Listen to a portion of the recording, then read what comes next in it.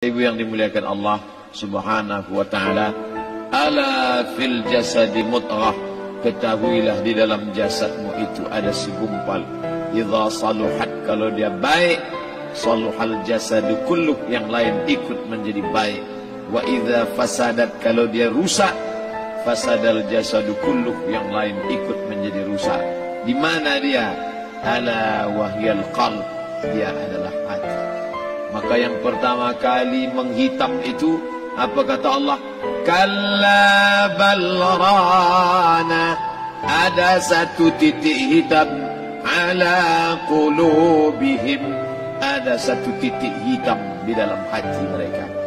Ketika satu titik dibiarkan berubah menjadi dua titik dibiarkan berubah menjadi 3 titik, 5 titik, 10, 100, 1000, maka dia pun menjadi hitam semuanya. Ketika hati sudah hitam, maka itulah azab di atas azab. Khatamallahu ala qulubihim. Setelah hati menghitam, terkunci, menular ke telinga. Wa ala sam'ihim. Setelah telinga, wa ala absarihim ghishawah. Padahal 3 itulah nanti yang akan ditanya di hadapan Allah. Inna sam'a wal basar wal fuad. Coba lihat, ketika akan ditanya, yang ditanya 3, tapi diawali dari telinga. Inna sam'a wal basar wal fuad, telinga, mata, hati. Tapi ketika terkunci, yang duluan dikunci hati. Khatamallahu ala qulubihim wa ala sam'ihim wa ala absarihim. Kalau hati sudah terkunci, telinga tersumbat, mata tertutup. Summum bukmun umyum. Summum bukmun umyum, peka, tuli, bisu, apapun tak lagi masuk ke telinga. Malam ini kita menyadarkan diri kita, terlebih lagi yang berceramah. Jangan kau hanya sampai menyampaikan ayat saja. Hai Abdul Samad, apakah kau yang bicara itu hatimu sudah hidup? Senantiasa merasakan diri, aku orang paling hina, aku orang paling kotor, ditempelkan kening ke lantai di tempat yang diinjak tapak kaki, mengatakan bahwa aku bukan siapa-siapa. Malam ini Kepala Kanwil BPN Provinsi, Kabupaten, saya tak bisa membedakan mana yang kabupaten, mana yang kota, mana pegawai tinggi, mana pegawai rendah. Semuanya rata sama. Andai dibuat acaranya di kantor, mungkin saya sungkan melihat dari seragamnya, bajunya.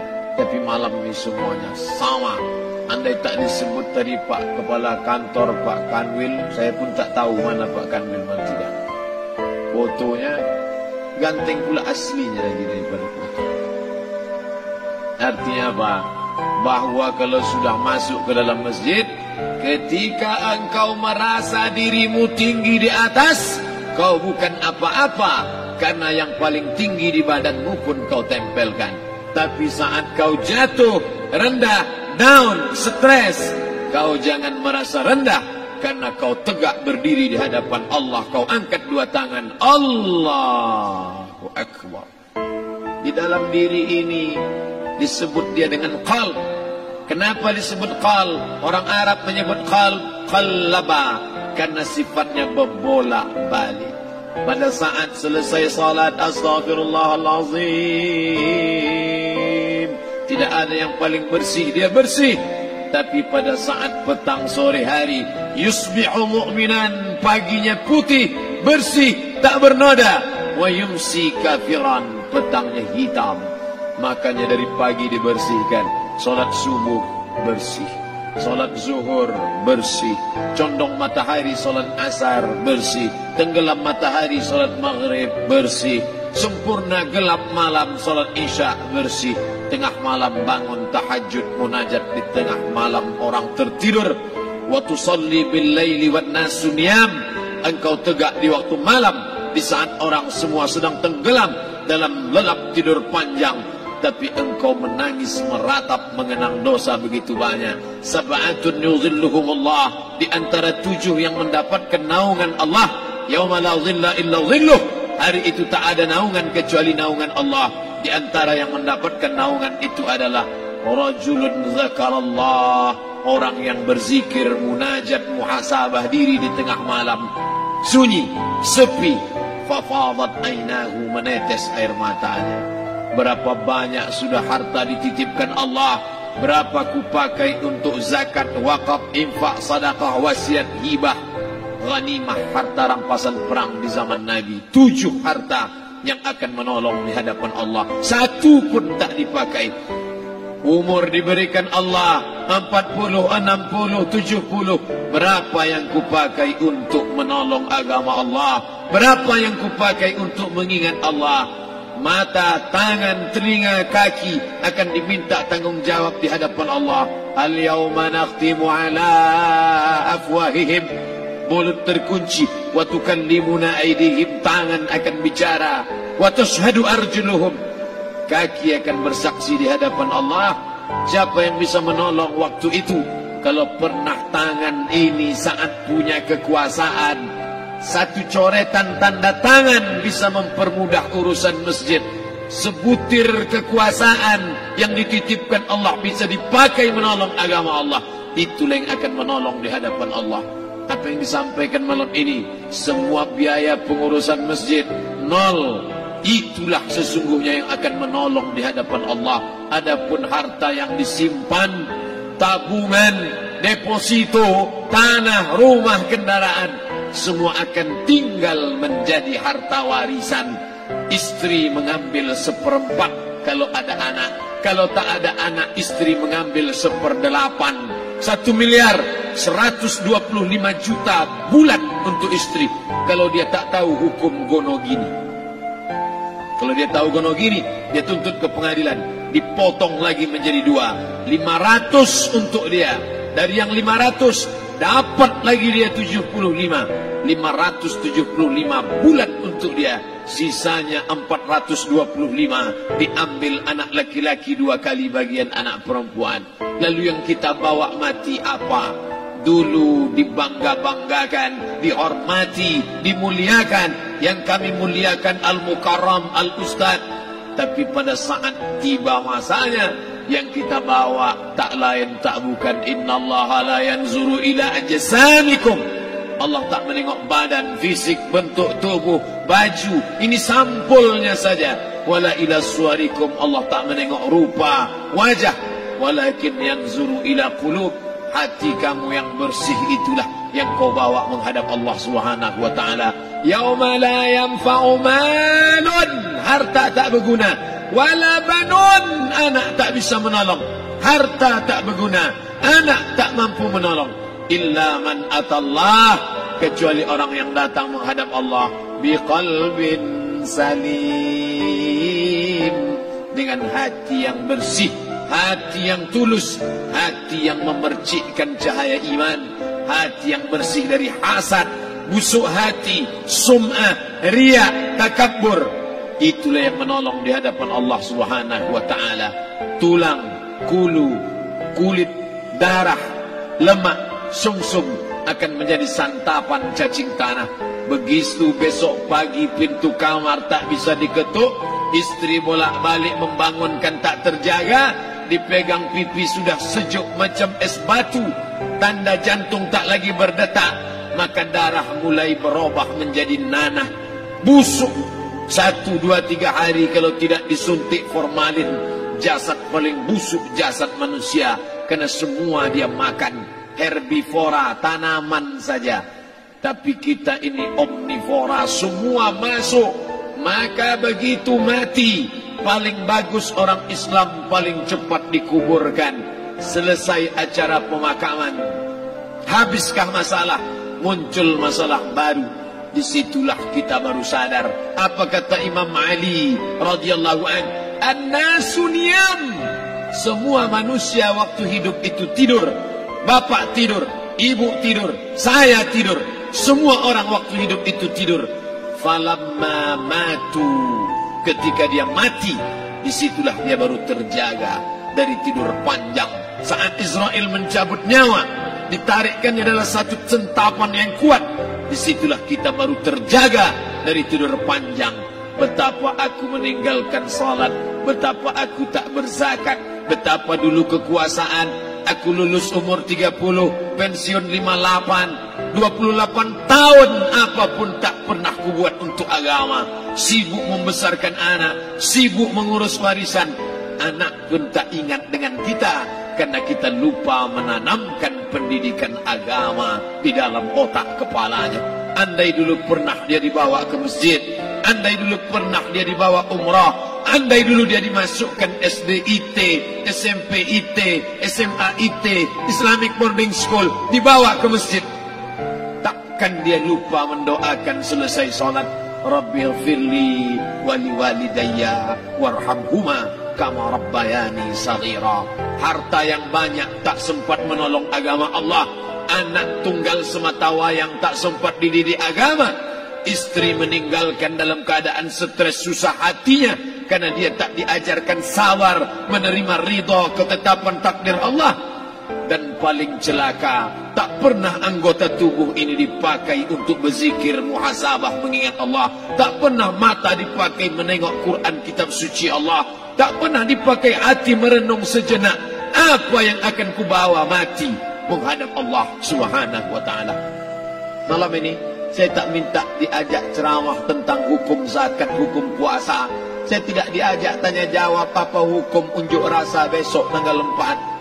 Yang ditanya adalah bagaimana kita merenung sejenak. Abdul Somad, engkau berhadapan dengan para pegawai Badan Pertanahan Nasional Provinsi Riau, berkumpul 12 kabupaten kota. Ini orang-orang ngurus tanah, dari dalam tanah naik ke atas tanah, ngurus tanah, ngurus tanah, ngurus tanah, masuk ke dalam tanah.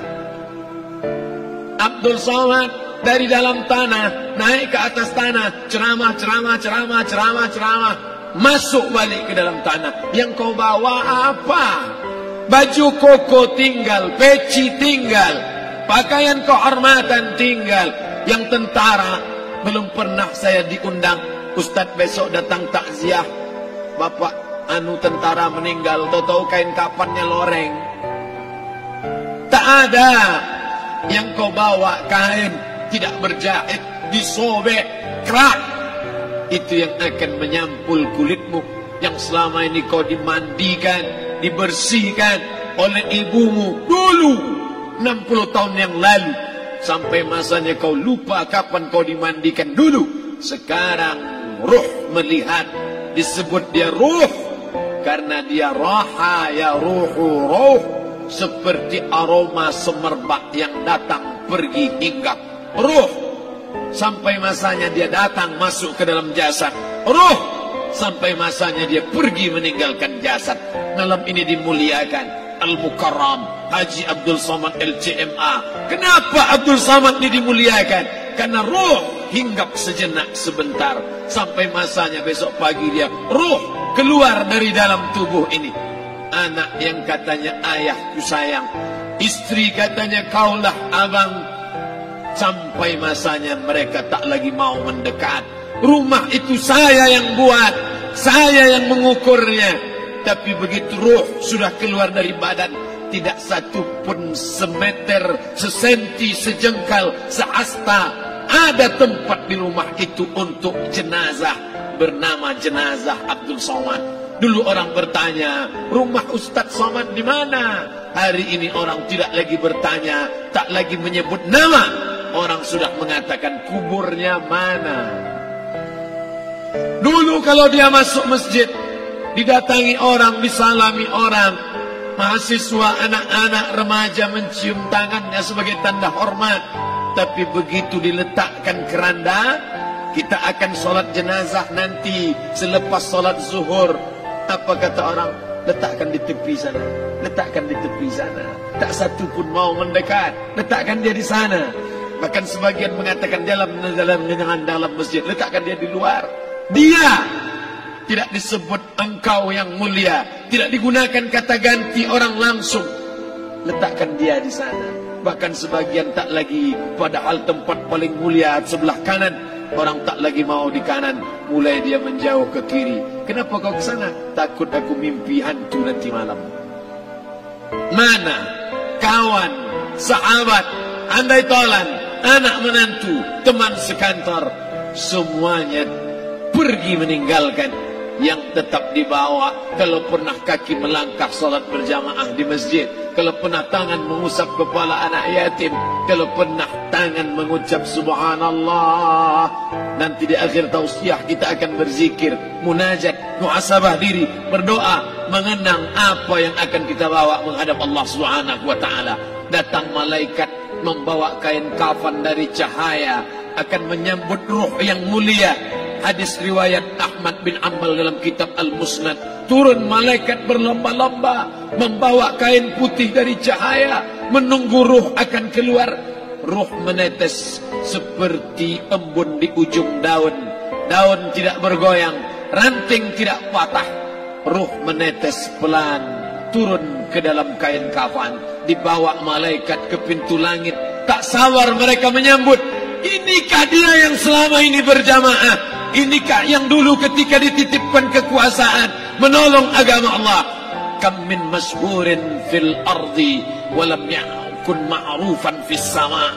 Berapa banyak yang masyhur terkenal di bumi, malaikat tak mengenal dia. Ini ruh siapa? Tapi ini bukan LCMA, dia bukan ustaz, dia bukan ulama, tapi imannya dalam. Kekuasaan dipakai menolong agama Allah. Ruhnya keluar di bawah. Semua malaikat mengucapkan salam. Inilah orang yang selama ini kami tunggu-tunggu. Catatannya sudah lama. Setiap pagi petang, malaikat subuh membawa catatan namanya. Malaikat malam membawa catatan namanya. Kami merindukannya. Begitu orang-orang yang masyhur di langit, tapi tak dikenal makhluk bumi. Tapi ada sebaliknya, yang rohnya disentapkan, ditarik malaikat dengan begitu tarikan yang sangat kuat. Nabi bertanya saat Isra Mi'raj kepada mereka yang sudah mati ribuan tahun yang lalu, apa yang kalian rasakan? Yang satu mengatakan seperti tebasan pedang di tempat yang sama beratus kali. Yang satu mengatakan seperti kambing yang dikuliti hidup-hidup. Yang satu mengatakan seperti mata kail pancing ditarik dari kulit yang basah. Maka kita berdoa setiap selesai salat, Allahumma hawwin alaina, ringankan kami ya Allah, fi sakaratil maut, di saat sakaratul maut yang amat sangat menyakitkan itu.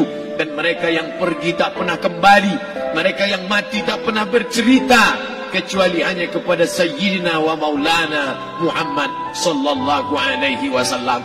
Di saat malam pertama di tempat yang gelap, di tempat yang tak pernah diimpikan oleh orang, tapi kita tetap melewati dan merasakannya. Perlahan-lahan cacing tanah, ular-ulat kalajengking akan menggerogoti kulit yang selama ini dimandikan, selama ini dipakaikan sampo yang mahal, selama ini dioleskan pelembab yang lembut. Tapi ternyata sebelum roh keluar jasad, setelah keluar, dia hanya akan menjadi santapan cacing tanah, hancur berkeping hari demi hari. Yang pertama kali membusuk adalah mata, karena dia berisi cairan. Cairan ini mengering, busuk dan berlubang. Lalu kemudian usus sebulan di dalam tanah, mulai dia menggelembung masuk angin dan dia meletus pecah. Cacing-cacing tanah mulai datang menggerogoti, memakan.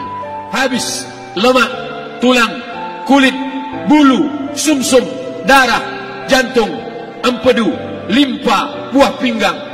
Habis semuanya, tinggal tulang-tulang yang memutih, dimakan oleh tanah, ditelan oleh massa, sampai akhirnya Asi bin Wa'il membawa tulang yang kering itu kepada Nabi Muhammad, baginda Sayyidina wa Maulana Muhammad. Ya Muhammad, ayuhyi rabbuka hadzal izam, sanggupkah Tuhanmu menghidupkan tulang yang kering ini? Nabi diam tak menjawab, sampai akhirnya datang Jibril alaihi salam membawakan wahyu. Qul, katakan kepada dia. Ayat ini dibaca malam Jumat. Bapak Ibu semua hafal, kita baca qul yuhyiha allazi ansha'aha awwala marrah wa huwa bikulli khalqin alim.